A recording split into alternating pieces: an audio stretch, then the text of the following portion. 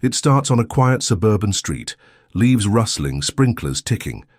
Just another evening until it isn't. Agent Olivia Vance, off duty, notices strange, unsettling activity at her neighbor's house. Late-night visitors, hushed exchanges, glimpses of things that don't add up. Concerned for her community's safety, she does what any citizen would. She calls the local police. Officer Reilly responds. He arrives with bored indifference, listens to Olivia's carefully detailed observations with unconcealed skepticism, his eyes lingering on her, a black woman in this affluent neighborhood, more than on the house she's worried about. When she expresses genuine fear about potential criminal activity, Reilly laughs, actually laughs in her face.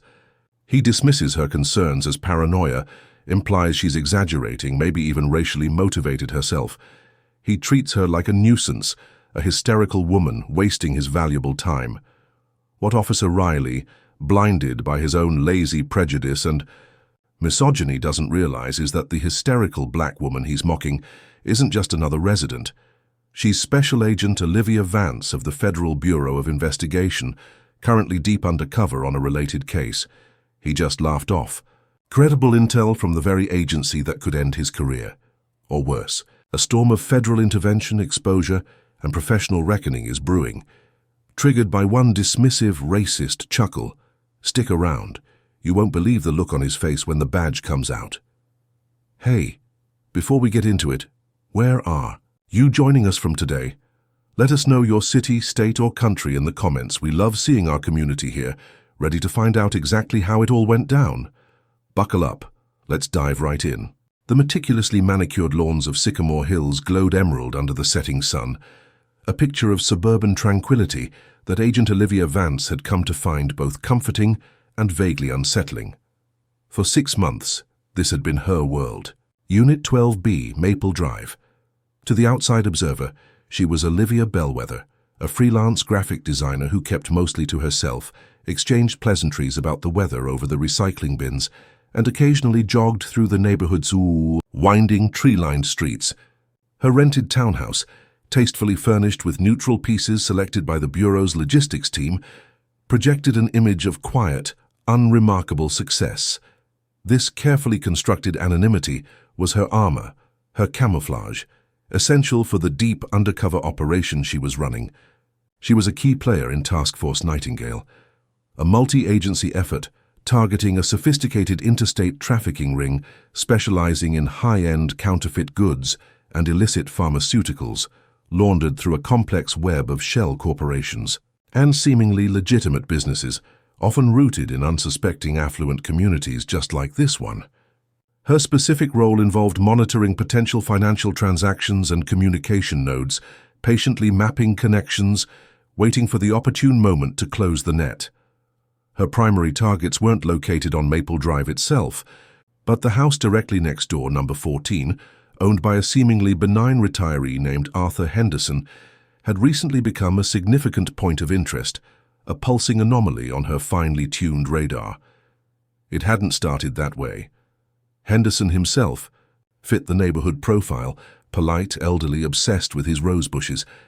But over the past 6 weeks, the patterns around his house had shifted, subtly at first, then with increasing boldness. The change began with the vehicles.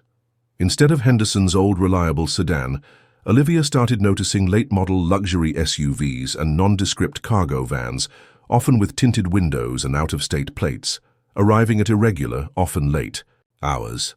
They never stayed long. Quick visits, hushed exchanges near the garage, then gone as quickly as they appeared. The drivers and passengers rarely matched the suburban demographic.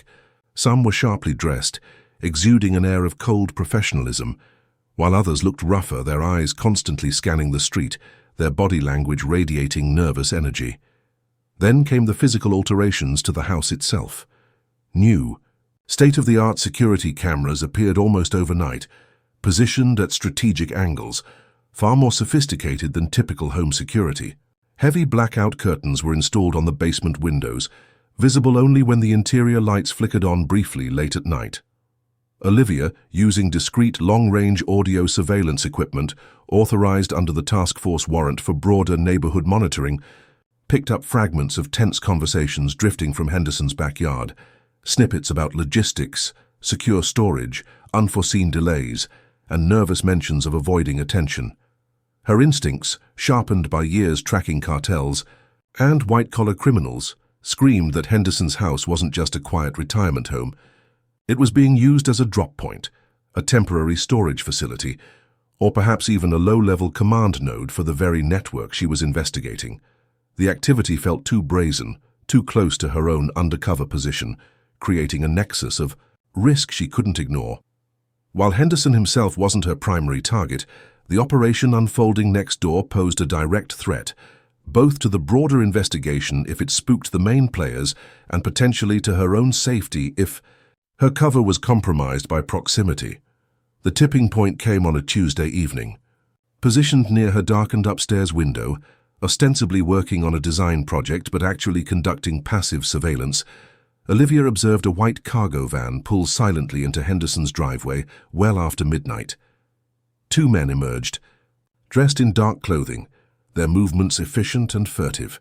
They conferred briefly with Henderson, who appeared agitated, before beginning to unload heavy, unmarked wooden crates from the back of the van, carrying them quickly into the side basement entrance. The crates were uniform in size, lacking any shipping labels consistent with smuggled goods. One of the men seemed to have a bulge under his jacket, consistent with a concealed firearm. The entire operation felt tense, hurried, illicit. This wasn't just suspicious anymore. This was active, ongoing criminal enterprise happening yards away. Protocol dictated she report significant developments through secure FBI channels. But the immediacy, the potential for the goods to be moved again quickly, and the potential danger to the neighborhood if something went wrong, it demanded a more immediate, localized response, even if just to create an official record. Ignoring it felt like a dereliction of duty, both as an agent and as a perceived member of this community. She had to make the call, carefully navigating the line between concerned citizen and federal agent, hoping the local response wouldn't inadvertently blow the lid off everything prematurely. She picked up her burner phone, took a deep breath and dialed the non-emergency police line, ready to play the part of Olivia Bellwether, worried neighbor. The dispatcher's voice on the non-emergency line was professionally bored, running through the standard script. Olivia, consciously pitching her own voice to sound slightly anxious but coherent, the concerned citizen, not the coolly analytical agent, relayed her observations. She focused on objective details. The time, approximately 12:45 a.m., the location, 14 Maple Drive, Henderson residence, the vehicle, white cargo van, partial plate Alpha Bravo, the activity, two unknown males unloading unmarked wooden crates into the basement, the furtive nature of their actions, and her general concern about potential illegal activity disturbing the neighborhood's peace. She deliberately avoided speculation about what might be in the crates, sticking strictly to what she had observed. She requested an officer be dispatched to assess the situation, perhaps make a visible patrol to deter further activity, or at the very least, take a formal report. The dispatcher promised to send a unit when one became available, the lack of urgency palpable even over the phone line. 45 long minutes later, Olivia, still monitoring from her window, saw the slow crawl of a single patrol car turn onto Maple Drive. Its headlights swept across her lawn before it parked, not discreetly down the street but directly in front of her house, number 12B. The message was subtle but clear. The focus was already shifting towards the complainant, not the subject of the complaint. Officer Reilly emerged from the vehicle with a sigh that seemed audible even from a distance. He stretched languidly, adjusted his gun belt, and ambled up her walkway with the enthusiasm of someone heading to a root canal. His body language screamed indifference, bordering on annoyance. Olivia took another deep breath, schooling her features into an expression of polite concern mixed with slight apprehension, and opened her front door before he even knocked, stepping out onto her small porch. Beneath the dim yellow glow of the porch light, "You Olivia Bellwether?" Reilly asked, mispronouncing her carefully chosen undercover surname, glancing down at a notepad rather than making eye contact initially. His voice was flat, tired. "Called about some kind of late-night delivery next door?" He finally looked up, his eyes pale blue and holding a distinct lack of curiosity. doing a quick dismissive scan of her face, her casual sweatsuit, her neatly kept porch. It wasn't the look of an officer gathering information, it was the look of someone already categorizing, already judging. Olivia felt the familiar, weary prickle of being assessed through a biased lens before she'd even fully stated her case. "Yes, Officer Reilly, thank you for coming," she began, maintaining the polite, slightly deferential tone appropriate for her cover identity. "It wasn't just a delivery, though. As I explained on the phone, the circumstances seemed very unusual, concerning even."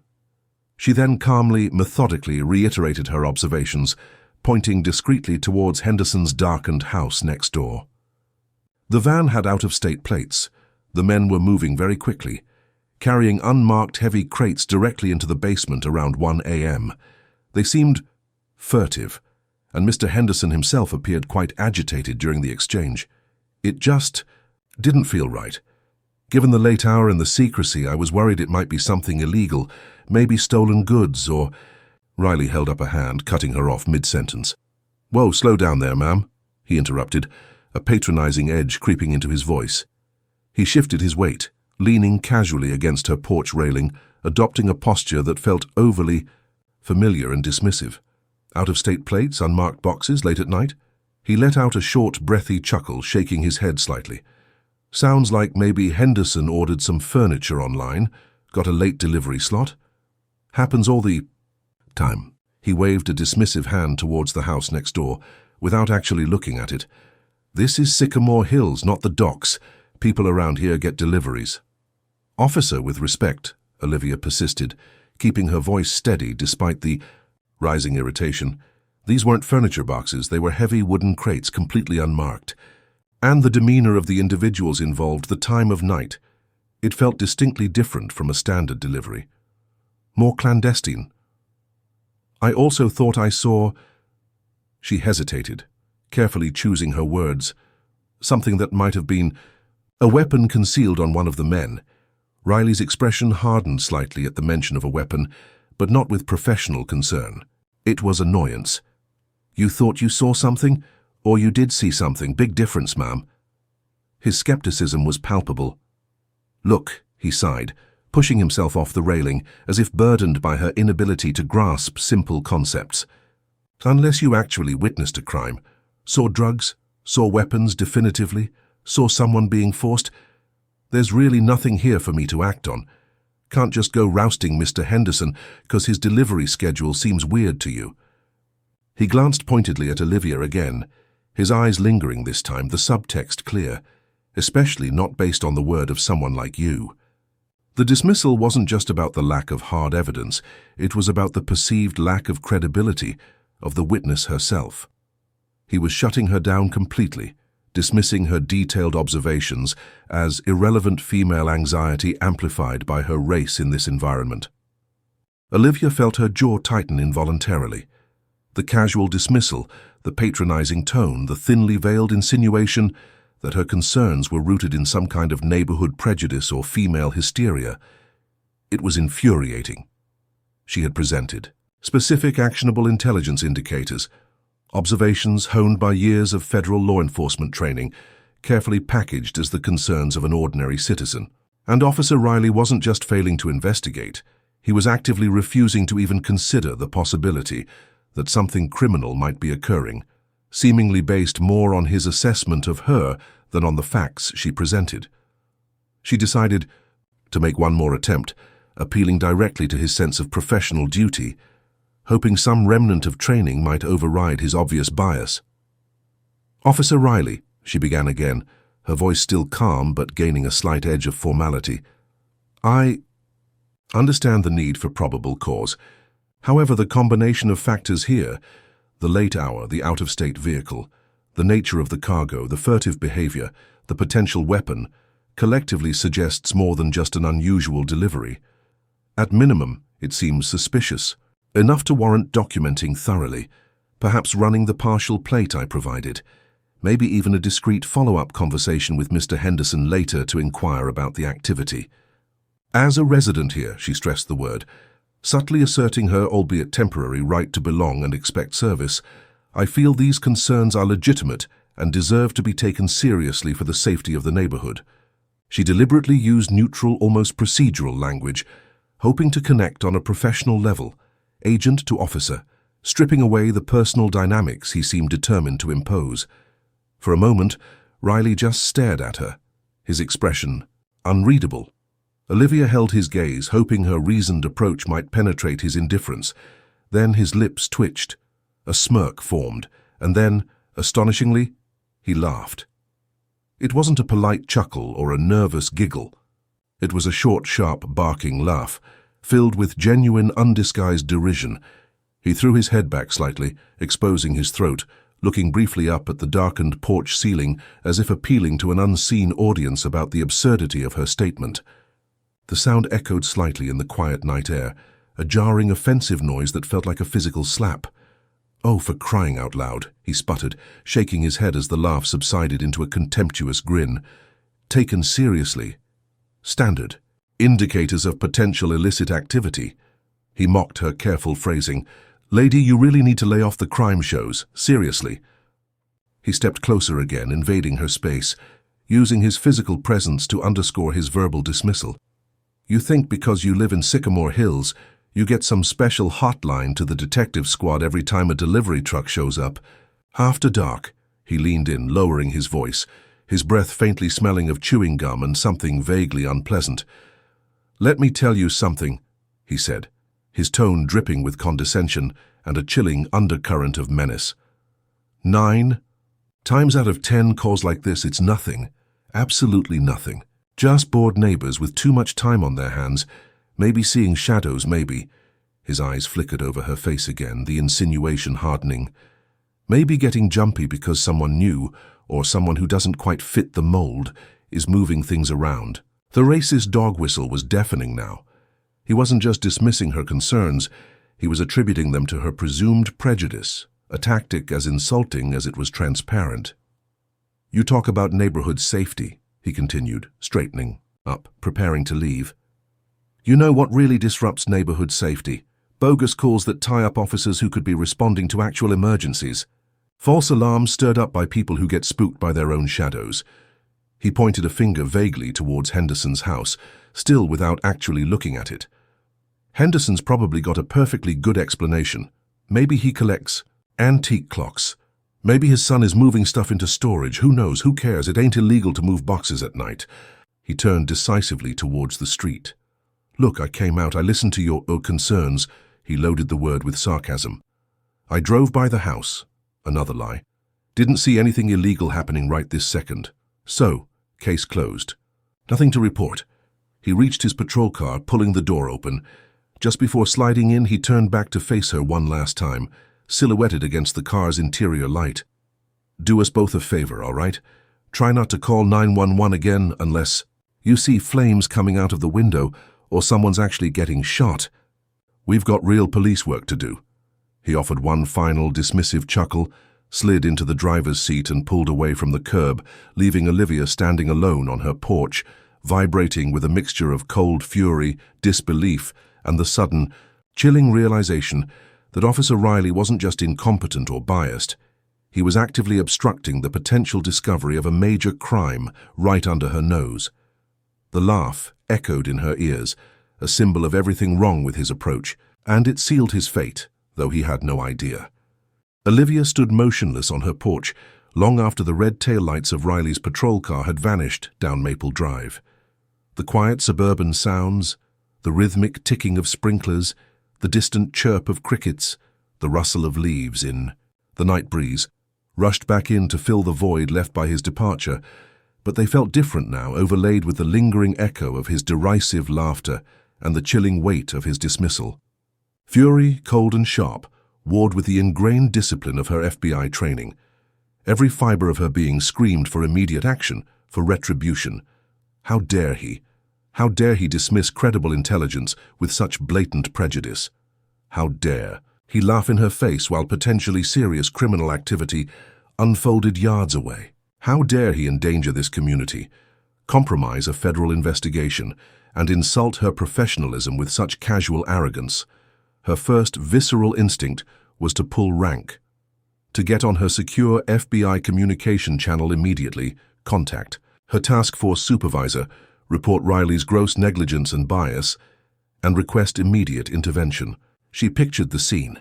Federal agents descending, coordinating with a chagrined police chief, Reilly being hauled before internal affairs, perhaps even facing federal obstruction charges. The thought brought a surge of vindictive satisfaction. She imagined confronting him herself, flashing her badge, watching the smugness evaporate from his face, replaced by the stark terror he so richly deserved. It would be immensely gratifying, but then the agent took over. Years of rigorous training in strategy, risk assessment, and maintaining cover asserted control over the initial wave of anger. Blowing her cover now, even for the satisfaction of seeing Reilly disciplined, carried significant risks. Her undercover identity, Olivia Bellwether, was carefully constructed, deeply embedded. Revealing herself as FBI would instantly compromise her position in the neighborhood, potentially alerting the primary targets of Task Force Nightingale that federal eyes were closer than they suspected. It could send the entire trafficking network scrambling, destroying months, possibly years, of painstaking intelligence gathering by dozens of agents across multiple states. The primary mission objective, dismantling the entire network, had to take precedence over punishing one incompetent, bigoted local cop, no matter how infuriating his behavior. Yet doing nothing felt equally untenable. Reilly's deliberate inaction wasn't just insulting, it created a tangible security risk. The activity at Henderson's house was escalating. If it was indeed part of the trafficking ring, the individuals involved were likely dangerous. Reilly's refusal to even document her report meant there was no official local record of the suspicious activity, no baseline if something went wrong. Later, a shooting, a hostage situation, a rival criminal element showing up. His negligence left a gaping hole in the local law enforcement safety net. Furthermore, his blatant bias couldn't simply be ignored.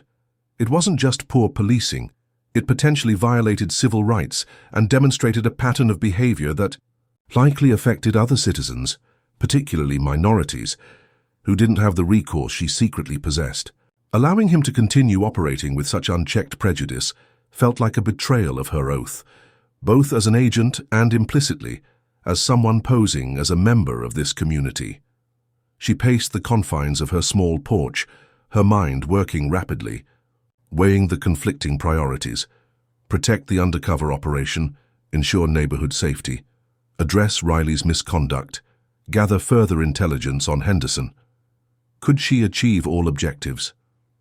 She needed a plan that leveraged the situation without directly exposing her federal identity just yet. Reilly had made a crucial mistake. He had dismissed her utterly. He believed she was powerless, insignificant, easily intimidated into silence. He wouldn't be expecting her to persist. He wouldn't anticipate any serious repercussions from their encounter. His arrogance, his prejudice, these were now his vulnerabilities. The outline of a strategy began to form in her mind, cold and precise. She wouldn't confront Reilly directly, not yet. She wouldn't file an immediate complaint as Olivia Bellwether, concerned neighbor. He had already demonstrated how easily he could dismiss that persona. Instead, she would use his underestimation against him. She would intensify her own covert surveillance on Henderson's house over the next day or two, using FBI resources discreetly to gather definitive, undeniable proof of the criminal activity, proof far exceeding the suspicious observations she had initially reported. She needed something concrete: clear video of contraband, audio of explicitly criminal conversations, direct links to known players in the network. Once she had that irrefutable evidence, she would bypass Reilly entirely. She wouldn't call the non-emergency line again. She would make an anonymous, highly specific 911 call, reporting a major felony in progress, citing details only someone with real-time surveillance could possess. This would trigger a mandatory, high-level response from the local PD, likely involving supervisors and multiple units. It would force them to confront the situation Reilly had dismissed, and the beauty of it, given the patrol zones, Officer Reilly himself would almost certainly be one of the responding officers. He would be forced to face the reality he had laughed at, exposed not by a direct accusation from her, but by the undeniable evidence of the crime itself, unfolding before his disbelieving eyes. His incompetence and bias would be laid bare for his superiors to witness firsthand. And then perhaps at the opportune moment during the ensuing chaos, Special Agent Vance could make her presence known, not with anger, but with cold, professional authority.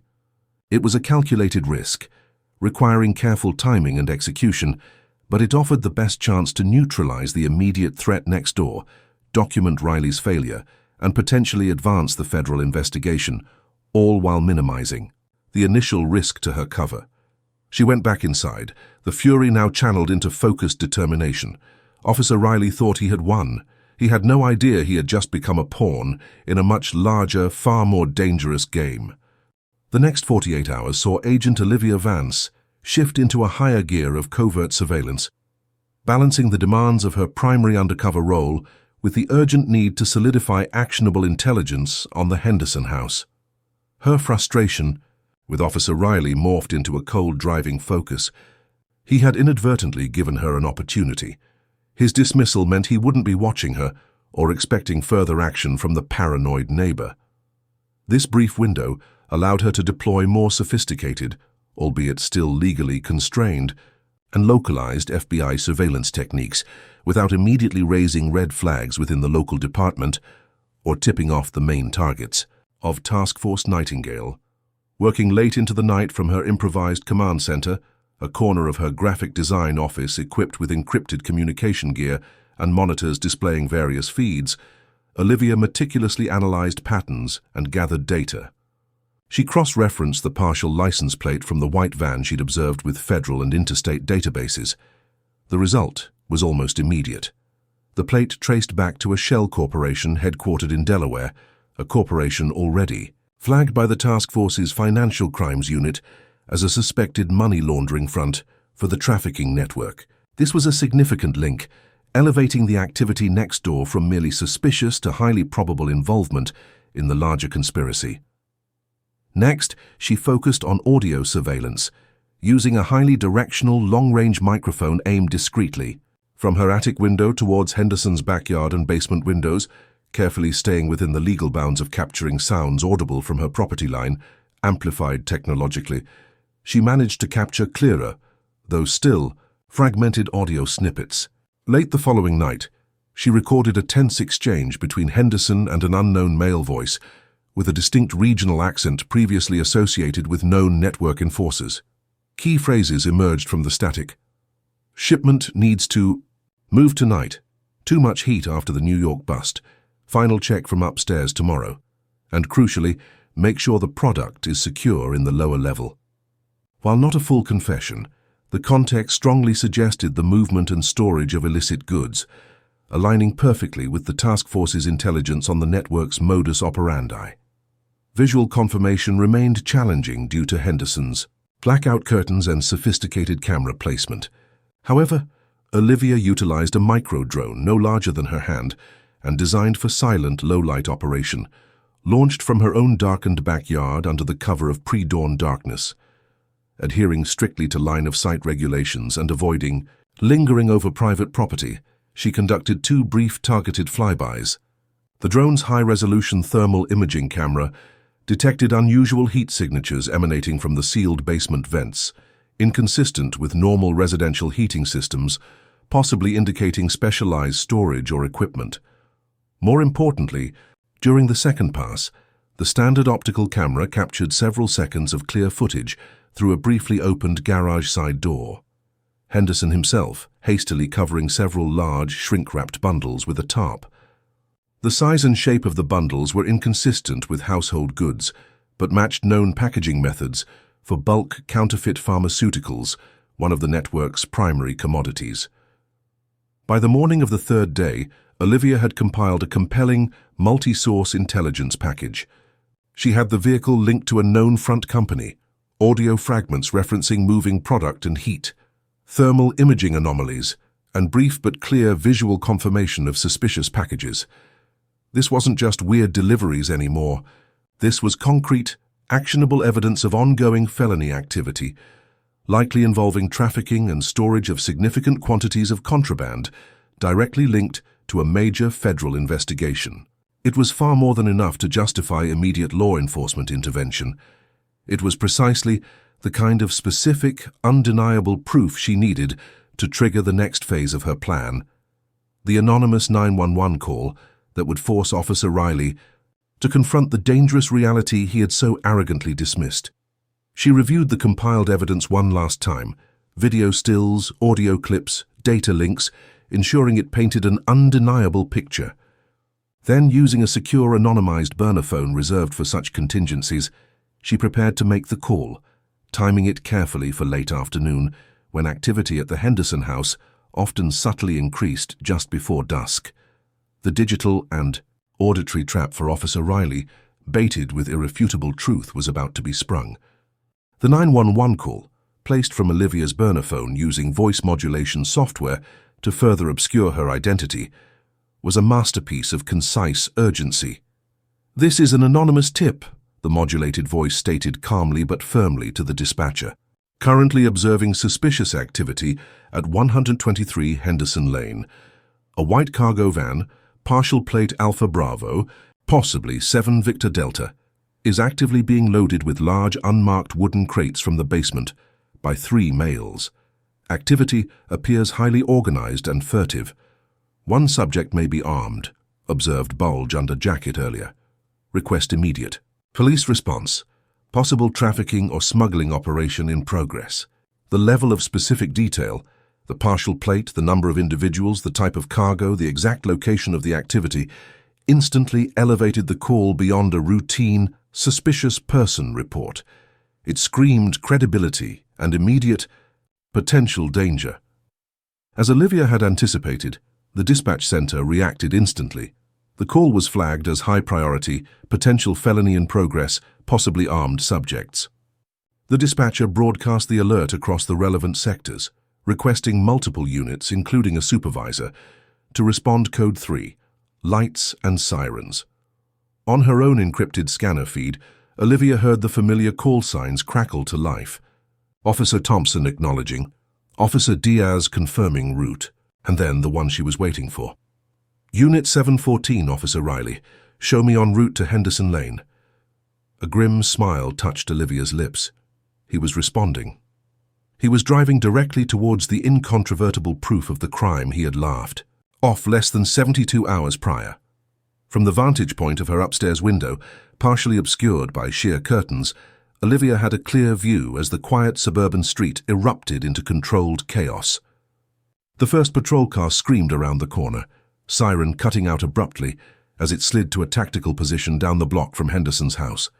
Others followed in quick succession, lights flashing, doors opening, officers emerging cautiously, weapons drawn but held low, taking cover behind their vehicles, establishing a perimeter. Olivia recognized the practiced efficiency of a high-risk response. Then Officer Reilly's unit, 714, arrived, pulling up slightly behind the initial. Wave, lights still flashing. Olivia raised her high-powered binoculars, focusing directly on Reilly as he exited his vehicle. Even from a distance, she could see the initial swagger in his posture, the familiar air of bored authority. He likely viewed this as just another dispatched call, perhaps slightly more exciting than usual, but still routine. He approached the supervising Sergeant Davies, who had arrived moments earlier and was already assessing the scene, pointing towards Henderson's house where the white van sat parked conspicuously in the driveway, its back doors still ajar. Olivia watched Reilly's face intently through the binoculars as Sergeant Davies spoke, likely relaying the specific details from the anonymous 911 call: the van, the crates, the number of men, the location. The transformation in Reilly's demeanor was immediate and dramatic. The swagger vanished. His shoulders slumped almost imperceptibly. Olivia saw his head whip around, his gaze darting towards Henderson's house, registering the white van, perhaps seeing movement near the basement entrance. Then inevitably his eyes flicked towards her house, number 12B, just next door. Even from across the street, Olivia could see the dawning realization flood his face. A potent cocktail of confusion, disbelief, and a sickening flicker of understanding. The anonymous tip, the specific details, it mirrored exactly what The paranoid woman next door had tried to tell him, the woman he had laughed at. Before Reilly could fully process the implications, Sergeant Davies gave the command. "Police! Occupants of the van and house, show yourselves with your hands empty, now!" The amplified voice boomed through the quiet street. Inside Henderson's house, there was a sudden flurry of panicked movement, lights flicking off. But it was too late. Caught completely by surprise, mid-operation, Henderson and the two men loading the van had nowhere to run. After a tense standoff lasting less than a minute, the side basement door opened slowly. Henderson emerged first, hands raised hesitantly, his face pale and terrified. The two younger men followed, looking equally scared and defeated. Officers moved in swiftly, cuffing them, securing them without incident. A quick sweep of the van and the immediately accessible basement area confirmed the anonymous caller's report. Dozens of heavy wooden crates, just as described. A cursory check of one crate revealed densely packed, vacuum-sealed bundles, exactly the kind of contraband Olivia's task force had been tracking. The bust was clean, efficient, and undeniably significant.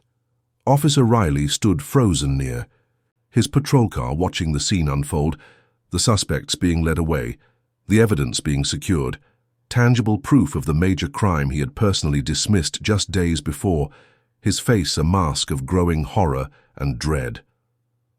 With the suspects secured and the immediate scene under control, Sergeant Davies began the process of managing the situation, directing officers to maintain the perimeter, requesting detectives and evidence technicians, coordinating with dispatch.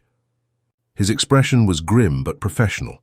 This was a significant bust, originating from a specific anonymous tip, which always raised questions but ultimately delivered results. He noticed Officer Reilly still standing somewhat apart from the main activity, looking pale and oddly unfocused, not engaging with the scene management as an experienced officer typically would. Davies frowned internally. Reilly's behavior was slightly off, almost shell-shocked. He remembered Reilly's dismissive comments about the neighbor's call a couple of nights prior regarding this exact location. A seed of suspicion began to germinate in the sergeant's mind. He strode over to Reilly, his boots crunching softly on the asphalt. "Reilly," he called out, his voice sharp enough to cut through Reilly's apparent daze. "Snap out of it. Anything to add here? You took a call related to this address recently, didn't you?" Reilly jumped slightly, startled by the direct address. He visibly swallowed, avoiding Sergeant Davies's direct gaze. Yeah, Sarge," he stammered, his usual confidence completely absent. "Like I mentioned, a neighbor next door called, said she saw some boxes being moved late. Didn't seem like much. I checked the area." His voice trailed off, the lie sounding weak even to his own ears now, standing amidst the undeniable evidence of a major criminal operation. Davies's eyes narrowed. "Checked the area? Reilly, the anonymous tip that triggered this," he gestured towards the handcuffed suspects and the crates being inventoried, "mentioned specifics, van description, number of subjects, crate loading, things that suggest ongoing observation, things that sound remarkably similar to what that neighbor probably tried to tell you. What exactly did she report to you the other night, and what exactly did you put in your log?" The sergeant's tone was losing its professional detachment, gaining an edge of demanding inquiry. Reilly opened his mouth to respond, likely to minimize or deflect, but before he could utter another word, a calm, clear voice interrupted them. "Excuse me, Sergeant Davies." Both men turned. Olivia Vance was walking calmly across her lawn, stopping just short of the yellow crime scene tape that now separated her property from the unfolding investigation next door. She still wore unassuming casual clothes, her hair pulled back simply, projecting the perfect image of a slightly bewildered but concerned neighbor, drawn out by the commotion. Officer Reilly visibly stiffened, his face losing another shade of color, looking as if he'd seen a ghost. "Ma'am," Sergeant Davies replied, his attention shifting to Olivia, his expression cautious but professional. "Can I help you? We need civilians to stay clear of the scene." "I understand, Sergeant," Olivia said politely, her gaze steady and direct.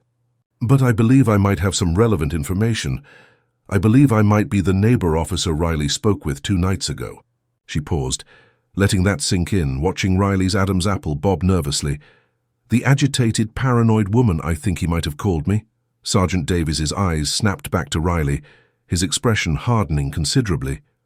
Reilly looked trapped, unable to speak, avoiding everyone's gaze now. Olivia continued, her voice remaining calm but carrying an undeniable weight of authority now. I reported very specific concerns to Officer Reilly regarding suspicious activity at Mr. Henderson's residence. Activity involving late-night deliveries, unmarked crates, furtive individuals, and a vehicle matching the description of the one currently in that driveway.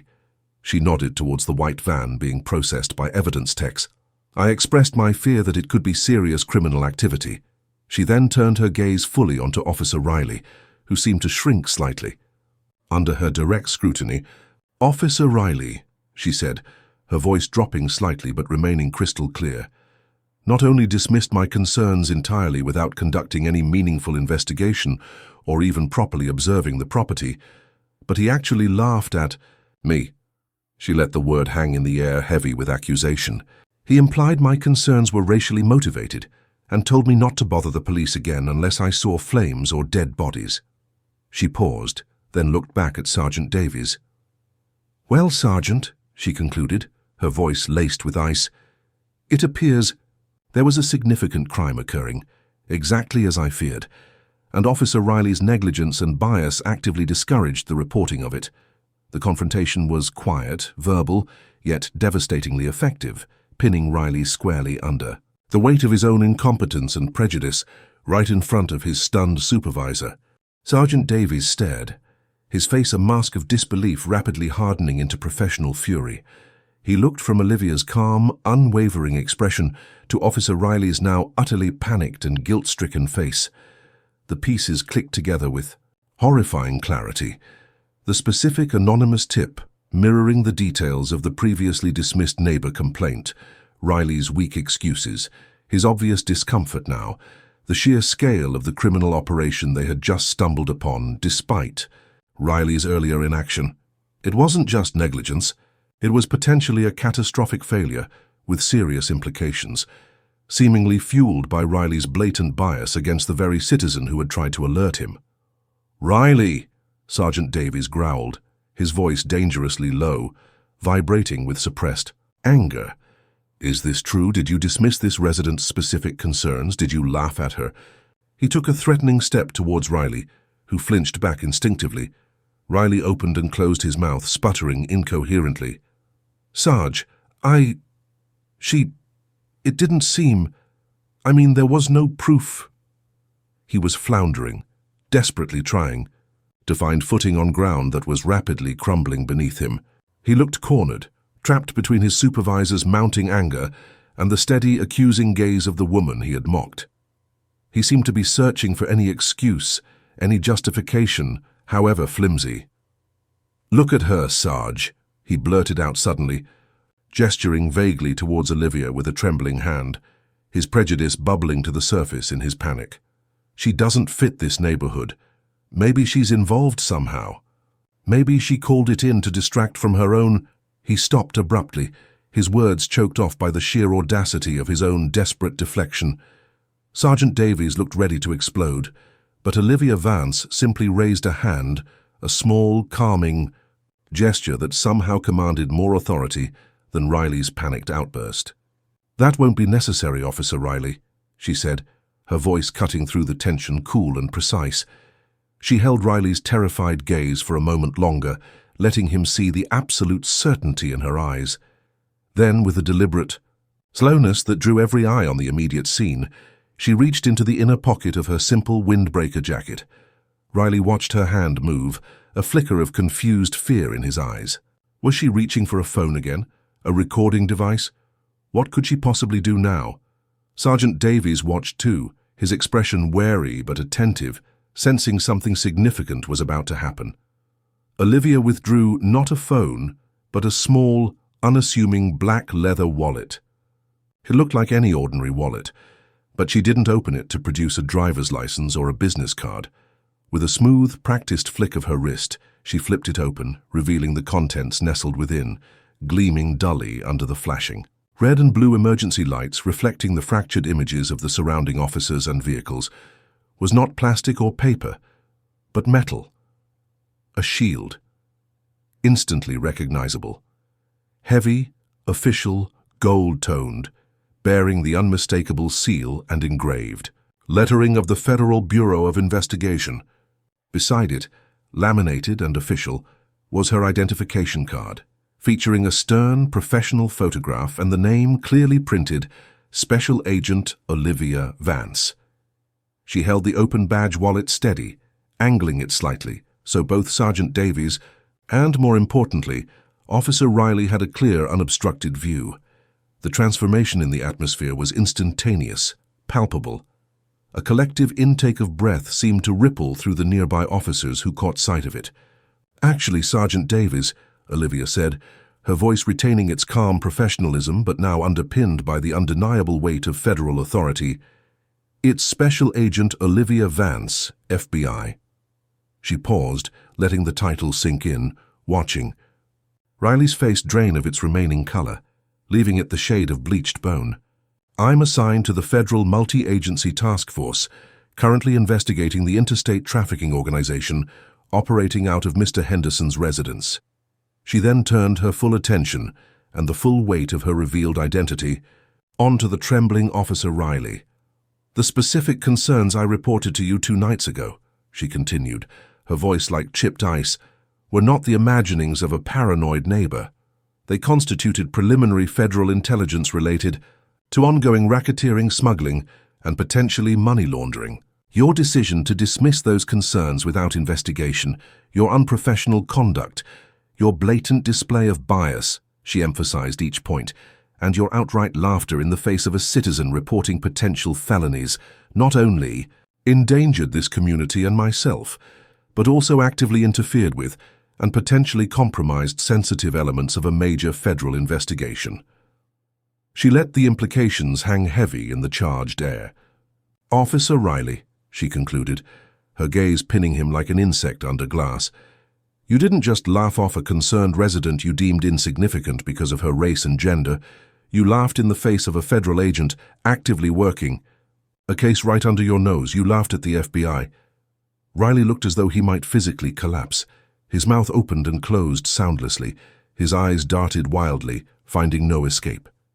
He stumbled back another step, his legs visibly shaking. Sergeant Davies stared aghast from the FBI badge back to his utterly disgraced subordinate. The full, catastrophic scope of Reilly's incompetence and prejudice finally devastatingly clear. The checkmate had been delivered, not with a shout, but with the quiet, irrefutable authority of a revealed identity and a gleaming gold shield. The revelation of Special Agent Olivia Vance's identity sent immediate shockwaves through the secured scene on Henderson Lane. Sergeant Davies, despite his years of experience, felt momentarily stunned, grappling with the enormity of the situation. This wasn't just a local bust stemming from a lucky anonymous tip anymore. This was the culmination, or at least a significant node, of a major federal operation, and one of his own officers had potentially compromised it through sheer biased incompetence. His anger towards Reilly solidified into cold, professional necessity. He needed to manage this, mitigate the damage, and cooperate fully. Snapping back to attention, he addressed Agent Vance with newfound, almost stiff formality. "Agent Vance," he said, his voice tight but respectful. "Understood. My apologies for Officer Reilly's previous interaction. The City PD offers its full cooperation. Please advise how you and your agency wish to proceed regarding this scene, the suspects, and the evidence." He gestured towards the house and the secured individuals. Olivia nodded curtly, slipping her badge wallet back into her jacket pocket, the symbol of her authority now established. "Thank you, Sergeant. For now, continue securing the scene and processing the suspects under your local protocols. Identify and detain them for the state charges related to the contraband discovered here. My team." She glanced towards the end of the street, where several dark, official-looking SUVs were now quietly pulling up, their arrival almost preternaturally timed. "Is arriving now. They will coordinate with your detectives." As she spoke, several figures in dark suits and tactical vests emerged from the SUVs, approaching the scene with quiet efficiency. Olivia met them, conferring briefly with the lead agent. who then approached Sergeant Davies. Introductions were made, and the seamless integration of federal and local efforts began, albeit under clear FBI oversight regarding evidence pertinent to the larger trafficking case.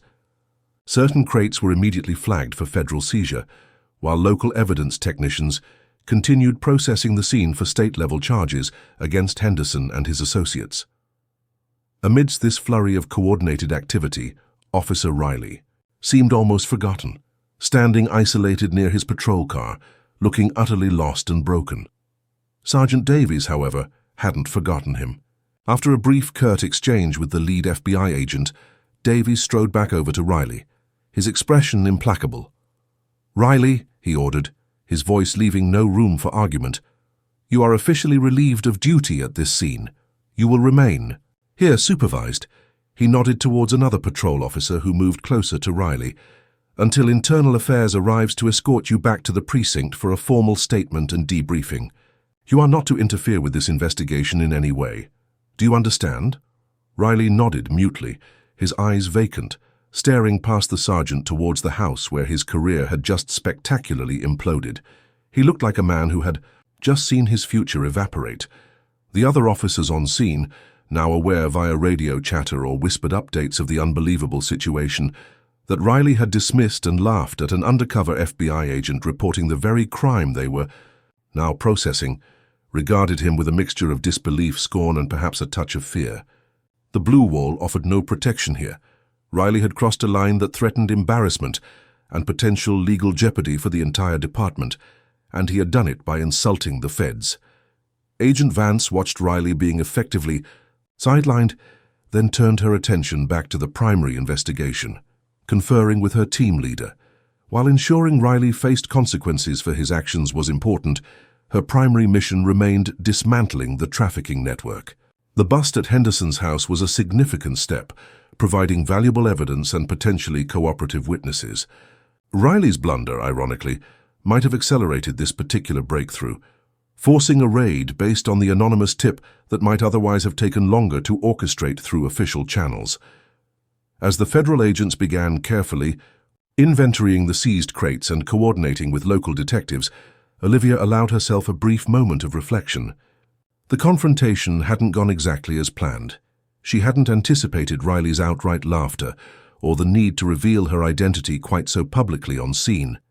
But the outcome was effective. The immediate criminal threat was neutralized, crucial evidence was secured, and Officer Reilly's dangerous combination of bias and incompetence was now irrevocably exposed, facing both internal and potentially federal scrutiny. The system, however flawed, was being forced to respond, jolted into action by the undeniable proof of his failure and the authority she represented. The quiet librarian persona was shed. Special Agent Vance was fully in control. The storm she had subtly directed now fully broken, with Reilly caught squarely in its unforgiving center. The reckoning was underway.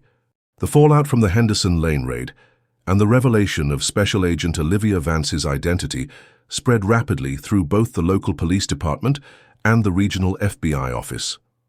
Officer Reilly, escorted back to the precinct under the grim supervision of Internal Affairs, found himself facing an immediate and intense internal investigation, significantly expedited by the direct involvement and documented complaint from a federal agent.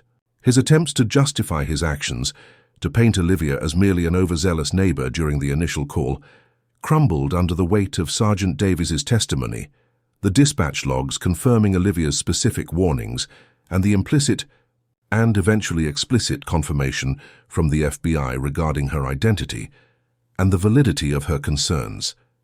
The Internal Affairs investigation concluded swiftly. Reilly was found guilty of gross negligence, dereliction of duty, conduct unbecoming an officer, and potentially filing an incomplete or misleading activity log regarding his initial interaction with Agent Vance. Facing certain termination and the very real possibility of federal obstruction charges being pursued by the U.S. Attorney's Office, acting on information from the FBI, Reilly opted for a swift resignation, disappearing from the force under a cloud of disgrace. While his resignation allowed him to avoid a public termination hearing, the incident permanently marred his record and effectively ended his law enforcement career. There was quiet satisfaction among many officers who had long considered Reilly a problematic colleague, but also a sobering realization of the department's failure to address his known biases sooner. For Agent Vance and Task Force Nightingale, the bust at Henderson's house proved to be a critical breakthrough. The contraband seized, primarily high-grade counterfeit pharmaceuticals and untraceable electronics used in cybercrime, provided tangible evidence directly linking this suburban node to the larger interstate network. Henderson, facing serious federal trafficking charges and realizing the extent of the evidence against him, likely amplified by the knowledge that the FBI had been watching him far longer than he realized, chose to cooperate fully with the investigation. His testimony provided invaluable intelligence, implicating higher-level figures within the trafficking ring, revealing key logistical routes and confirming financial details that corroborated the task force's existing data. His cooperation led directly to several subsequent arrests in other states and the dismantling of a significant portion of the criminal enterprise. Agent Vance received official commendations from the FBI director for her initiative, her effective handling of the unexpected confrontation with local law enforcement, and her crucial role in advancing the task force's objectives. The incident also forced an uncomfortable reckoning within the Sycamore Hills Police Department. The mayor and the chief of police, facing public embarrassment and pressure from both community groups, aware of the general circumstances, and federal authorities, instituted mandatory, department-wide retraining focused specifically on implicit bias recognition, procedural justice, and the critical importance of taking all citizen reports seriously, regardless of the reporter's perceived demographic or the perceived triviality of the initial observation. While deep systemic change remained a slow process, the Reilly incident, as it became known internally, served as a stark and undeniable cautionary tale about the tangible dangers to the community, to investigations, and to officers' own careers of allowing prejudice to dictate police work. Sergeant Davies, while initially caught off guard, was recognized for his swift action in cooperating with Agent Vance once her identity was revealed, reinforcing the importance of inter-agency collaboration. Olivia Vance eventually completed her undercover assignment in Sycamore Hills. As Olivia Bellwether, she gave her neighbors polite, vague explanations about a job transfer requiring her to move suddenly. She left the quiet street behind, carrying the complex memories of her time there. The patient surveillance, the sudden danger, the frustrating encounter with Reilly, and the ultimate success of the operation. The experience hadn't fundamentally changed her. She had always been aware of the biases she faced, both as a black woman and as a female agent in a male-dominated field. But it had reinforced her conviction in the importance of her work, not just in combating crime, but in holding power accountable, whether it resided in criminal networks or within the ranks of law enforcement itself. She knew that true justice required not only dismantling criminal enterprises, but also challenging the prejudices that allowed negligence and abuse to fester. Her quiet strength, combined with the authority she wielded, had proven effective on both fronts. The laugh had been silenced, replaced by the steady, ongoing work of justice. Assumptions can be dangerous. Officer Reilly looked at Olivia Vance and saw only what his prejudice allowed him to see. A black woman, likely overly anxious, her concerns easily dismissed. He wrapped himself in the authority of his badge and laughed, secure in his perceived superiority. He never imagined the quiet woman on the porch held a power far exceeding his own. The power of federal authority, the power of truth backed by meticulous observation. He laughed at the storm clouds gathering, completely unaware he was standing directly in the path of a hurricane. For those of us who have ever felt dismissed, underestimated, or judged based on appearance or stereotype, this story strikes a chord. We know what it feels like to have legitimate concerns brushed aside, to be patronized by someone in a position of power who refuses to truly listen. Maybe you've experienced that condescending laugh, that dismissive wave of the hand. Maybe you've felt the frustration of knowing something important, only to have your voice ignored because of who you are. But this story reminds us that appearances can be deceiving and power doesn't always announce itself loudly. Agent Vance's strength wasn't just in her badge, it was in her professionalism, her calculated patience, her ability to use the disrespect shown to her as a strategic tool. It shows that true authority comes not just from a title, but from competence, integrity, and the courage to stand firm even when underestimated. Power can be quiet, observant, waiting for the right moment to reveal itself and demand accountability. It comes from knowing your worth and refusing to let anyone else's prejudice define your reality. So if this story resonated with you, if it made you cheer for the underdog, even one with hidden federal credentials, if it simply reminded you that justice can sometimes arrive in the most unexpected ways, please don't keep it to yourself. Like this video, share it with someone who needs a reminder that underestimation can be a fatal flaw, and that quiet strength often speaks loudest in the end. Until next time, stay vigilant, trust your instincts, and never judge a book or a federal agent by its cover.